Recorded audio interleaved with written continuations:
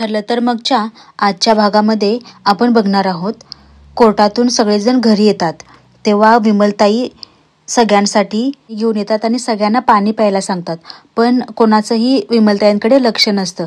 त्या पाण्याचा ट्रे तिथेच टेबलवर ठेवून सायलीजवळ येतात आणि म्हणतात, विश्वासघात खूप मोठा असतो सायलीताई. या ताई कशा आहेत हे आपल्याला माहीत असूनही जेव्हा मी टीव्हीवर सगळ्या गोष्टी पाहिल्या तेव्हा मला खूप मोठा धक्का बसला.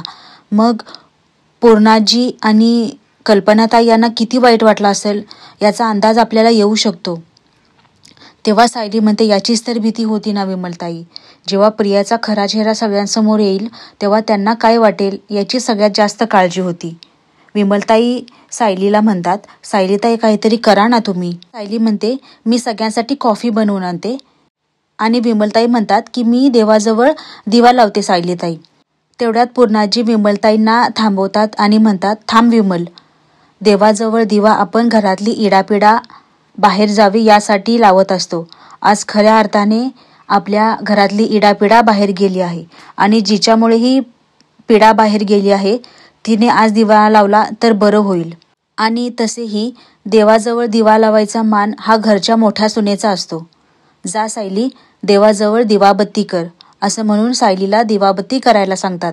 पूर्णाजींचे हे शब्द ऐकल्यानंतर अर्जुन आणि सायलीला खूप आनंद होतो.